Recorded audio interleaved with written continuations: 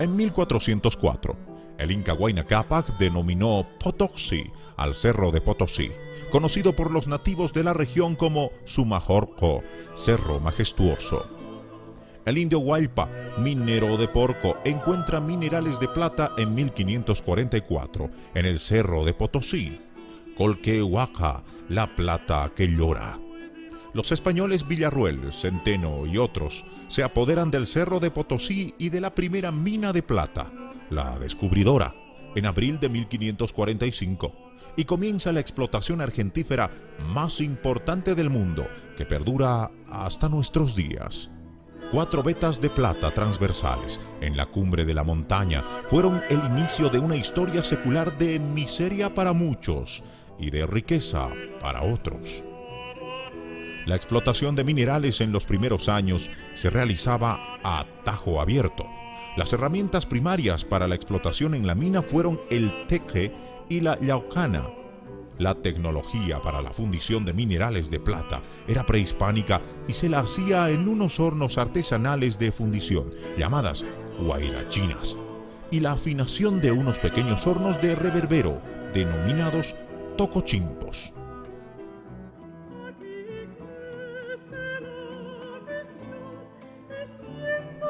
La ciudad de Potosí nace simultáneamente con la explotación del cerro de Potosí. De simple asiento de minas pasó a villa y más tarde a una gran ciudad, y donde se estructura una extraordinaria industria metalúrgica de la plata.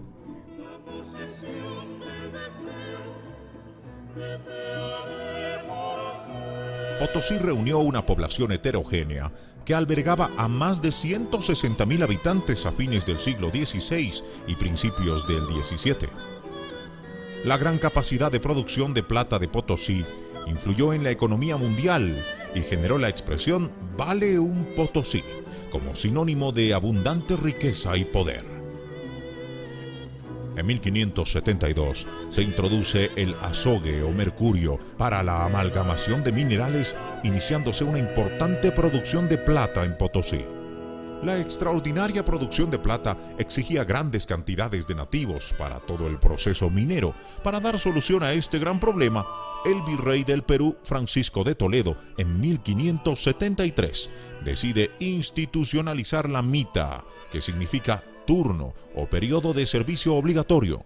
Sirvió para dotar de obra barata indígena para las minas de Potosí y obligó a 17 provincias a proveer indígenas mitayos entre los 18 y 50 años para acudir por el periodo de un año a las minas argentíferas. Anualmente eran reclutados alrededor de 13.500 indígenas con la complicidad de las autoridades originarias. 3 instituciones o sistemas de articulación de ocupación del territorio y su población fueron implantadas por los españoles. Estas instituciones fueron la encomienda, la chacra y la más cruel, la mita. Muchos cronistas e historiadores describen la mita como la más cruel de las imposiciones coloniales, por cuanto los indígenas no solo llegaban de las distintas provincias a cumplir la mita en las minas del Cerro de Potosí, sino que llegaban acompañados de sus familias y sus pertenencias, pero también traían consigo sus usos y costumbres, es decir, su cultura, con sus múltiples y ancestrales manifestaciones, tradiciones, ritos, religiosidad, que se entremezclaban con los diferentes pueblos y comunidades que asistían por obligatoriedad a cumplir la mita. Muchos fueron los abusos que generó la mita en las minas del Cerro de Potosí. El virrey conde de Lemos decía: "No es plata que se lleva a España, sino sudor y sangre de los indios". En todo el proceso que duró la mita, los nativos eran reclutados y alquilados, también vendidos. La explotación era dura y directa. Todo esto sucedía en el Cerro de Potosí, en una economía sumergida, no controlada ni debidamente registrada, y su historia se convierte en leyenda a través de los años, quedando en el olvido los centenares de miles de mitayos muertos en los parajes fríos, lúgubres, condenados a la nostalgia, atormentados por la miseria y el frío.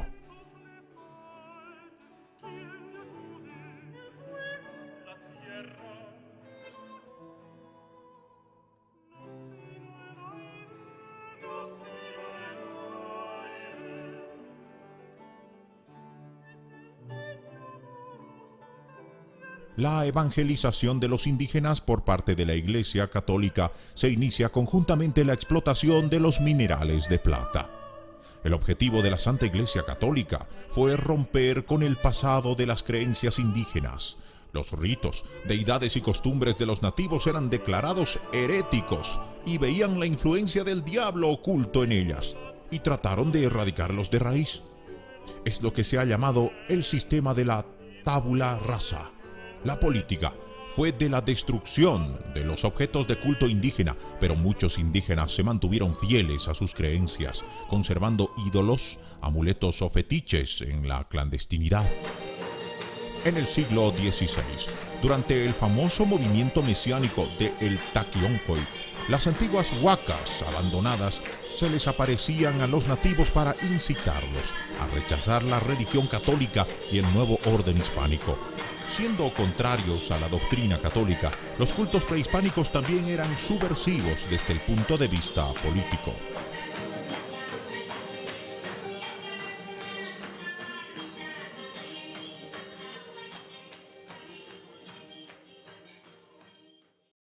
Historias, tradiciones y leyendas de cronistas y románticos pintan la Villa Imperial como una Sodoma de placeres y aventuras. La realidad era distinta. Fue el laboreo sombrío y austero del minero, gusano del cerro, en constante convivencia con la muerte repentina. En sus minas no solo se encontraron los imaginarios de los explotados mitayos, vendidos de diversas regiones andinas y de los explotadores procedentes de España y otros países, sino tradiciones, tecnologías y vivencias dispares a lo largo de una explotación secular que se construyeron a través de los siglos y múltiples culturas que se desarrollaron y crearon un espacio geocultural único y excepcional en sus múltiples manifestaciones. Las deidades de la mina, los mitos, ritos, fiestas, los cristos crucificados, Tatacachus, el tío, las chayas, los sacrificios de espíritu y todo el ciclo del carnaval minero que arrastra orígenes andinos agrícolas constituyen una parte importante del imaginario de los mineros del Cerro Rico de Potosí.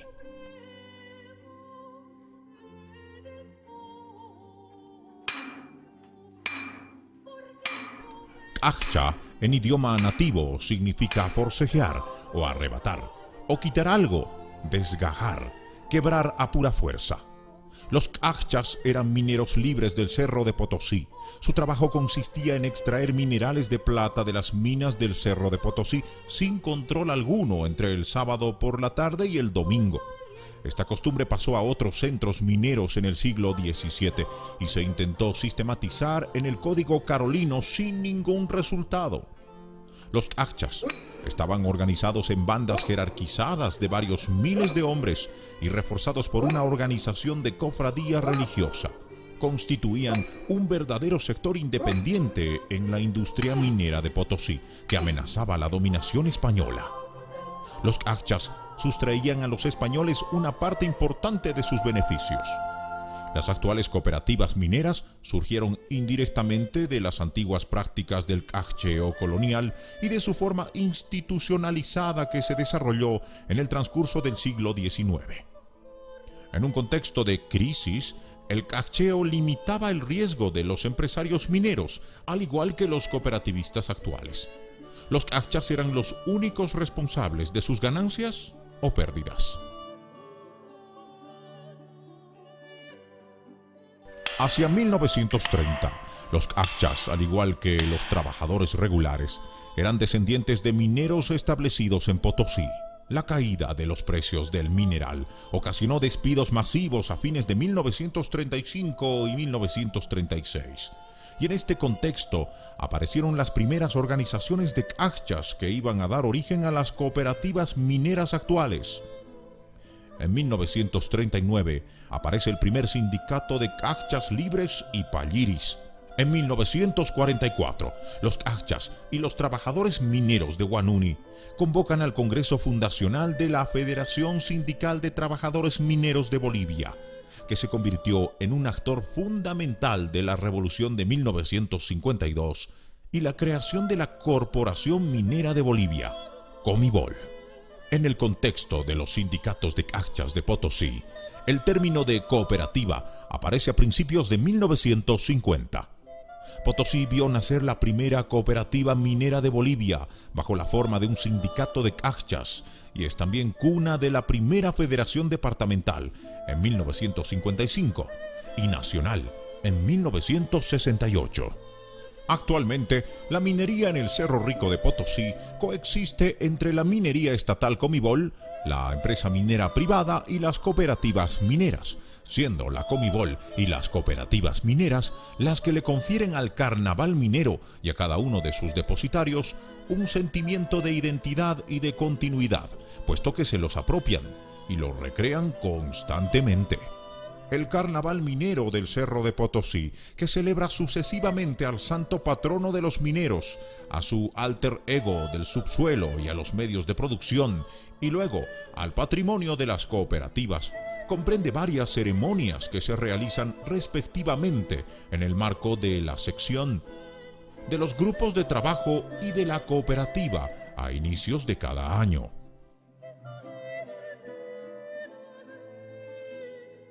Las cruces que vigilan los primeros metros de la galería principal, entrañas del Cerro de Potosí, son engalanados con los colores de la sección y llevando su nombre son los santos patrones de las minas y de sus trabajadores. Estos últimos cuentan que esas cruces fueron instaladas en las bocaminas para protegerles y moderar los peligrosos poderes del diablo, y que antes de su llegada, los accidentes mortales en la mina eran mucho más frecuentes. Los tatacachus son imágenes del Cristo crucificado. Al igual que las vírgenes, son representaciones de la religión católica que provienen de donaciones de los devotos y son propiedad de las secciones. Aunque varias secciones comparten una misma entrada a la mina, sus cruces gozan de un altar propio. La etimología de su nombre nativo alude a la doble condición de las cruces. Tata, padre, señor, marca el respeto que se debe a su esencia divina, mientras el sufijo cacha subraya su identidad laboral. Tata cacha, el señor de los cachas. En su calidad de trabajador masculino, el culto al tatacachu es más marcado entre los mineros que el que se brinda a las vírgenes que tutelan el trabajo de las mujeres mineras.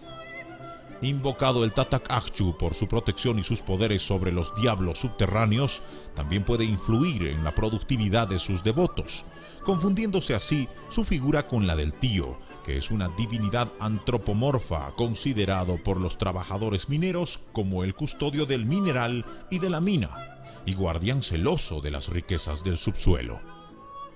Los mineros le hacen diversas ofrendas, consistentes por lo general en coca, cigarros y bebidas espirituosas. La asociación prehispánica de la fertilidad con el simbolismo de la cruz ha facilitado esta circulación de atributos entre el mundo de los diablos y la figura del Cristo en la cruz. En el espacio andino, la Pachamama, Madre Tierra, se identifica con la montaña, en cuyas entrañas maduran los minerales. La construcción del carnaval minero del Cerro Rico de Potosí tiene sus orígenes con la llegada de los españoles y el encuentro con la cosmogonía andina, los ritos, fiestas y religiosidad de los pueblos que habitaban el Tahuantinsuyo. La singularidad del carnaval minero del Cerro Rico de Potosí tiene unas características únicas por cuanto es el resultado de un espacio geocultural donde se dieron cita múltiples culturas para la explotación secular de los minerales de plata, que con el transcurrir del tiempo, estos usos y costumbres fueron formando parte muy importante de la identidad y el imaginario del mundo minero que se desarrolló en Potosí por más de 450 años. Actualmente, la festividad del Carnaval Minero del Cerro de Potosí, que generalmente es en el mes de febrero, inicia su ciclo con los velatorios de los mineros en las entrañas mismas de la Montaña de Plata. La entrada es el día sábado, muy temprano. En las minas del Cerro de Potosí hay un gran movimiento para luego concentrarse en la zona de Pailabiri. Hacia las 9 de la mañana, más de 50 fraternidades ataviadas se reúnen alrededor de los músicos y de las imágenes que son llevados por los cabecillas y las mujeres. Aquí y allá las procesiones se ponen en movimiento y la montaña de plata vibra al ritmo de las bandas de música y de las detonaciones de dinamita. La procesión de los trabajadores detrás de sus imágenes sagradas, los Cristos y las vírgenes, se conoce como la Bajada de los Tatacachus e inaugura el Carnaval Minero del Cerro de Potosí. Por su magnitud, su costo y duración, es el rito más grande del ciclo anual.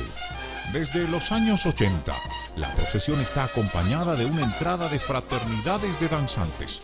Los santos patronos de las minas emprenden su descenso hacia el centro de la ciudad. A medida que se aproximan a las inmediaciones de la ciudad, los habitantes de los barrios mineros cercanos se apiñan a lo largo del trayecto.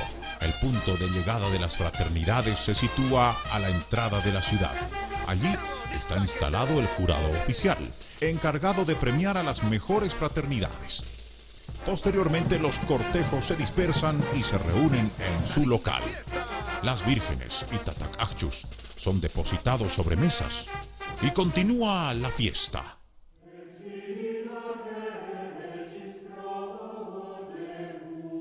Al día siguiente, a partir de las 9 de la mañana, las vírgenes y tatacachus, los cabecillas y bailarines, se dan cita a la iglesia de San Martín para escuchar misa dedicada a las secciones y sus santos patrones de la mina. Una vez concluido el acto litúrgico, la procesión efectúa su recorrido alrededor de la plaza principal. Los mineros y sus imágenes sagradas reciben la devoción de los pobladores de la ciudad de Potosí. Posteriormente, las imágenes regresan a los locales de las cooperativas para continuar con los festejos.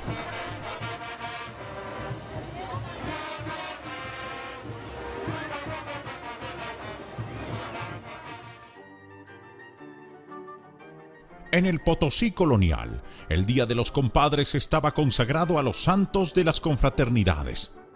Los cachas del siglo XVIII veneraban en esta oportunidad las cruces de las capillas del Cerro Chico.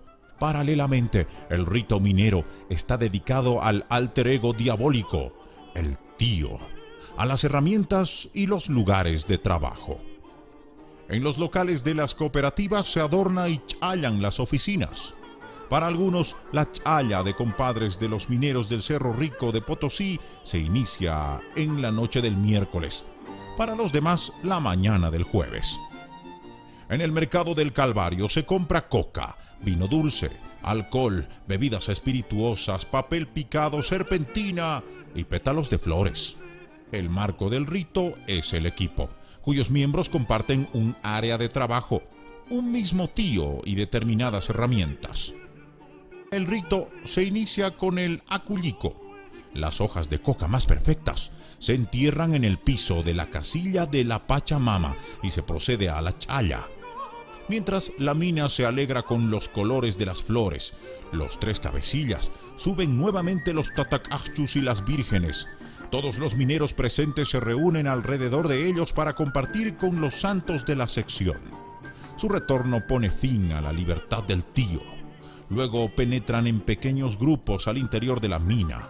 La primera visita es para el tío de la galería principal, que recibe coca, cigarrillos, bebidas espirituosas e intercambian algunos insultos amistosos. Le rodean el cuello con serpentinas y se dirigen al pichadero, donde el tío del equipo está esperando se le pague lo que se le debe. El término illa designa a los ricos trozos de mineral que los socios conservan en sus casillas o cerca del tío. Estos minerales, un don de la mina, concentran una parte fértil que insemina las vetas.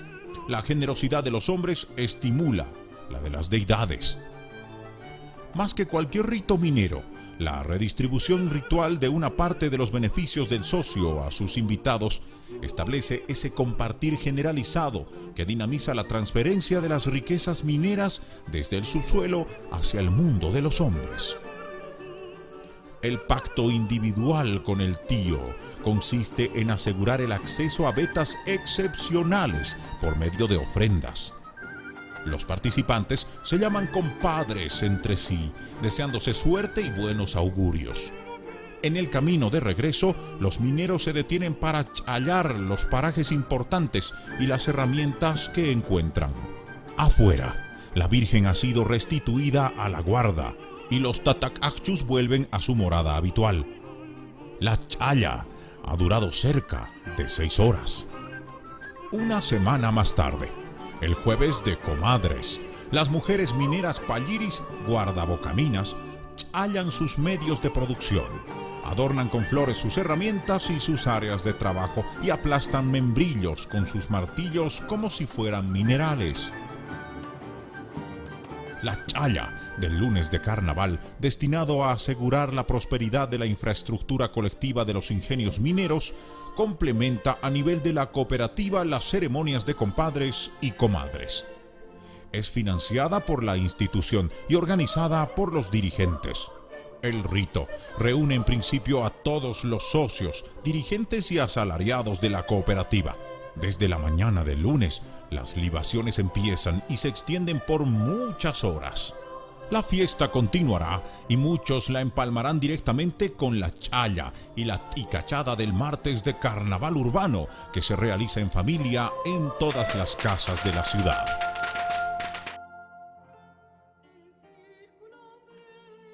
El Cerro Rico de Potosí, el ciclo del carnaval minero, el Tatakachú, los trabajadores mineros, sus ceremonias, ritos, oficios y costumbres están ligados entre sí de una manera intrínseca.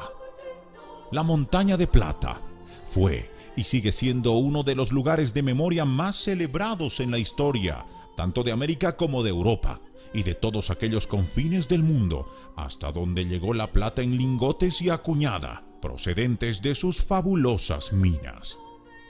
Su fama ha sido, y es tal todavía, que Potosí forma parte del imaginario de gran parte del mundo.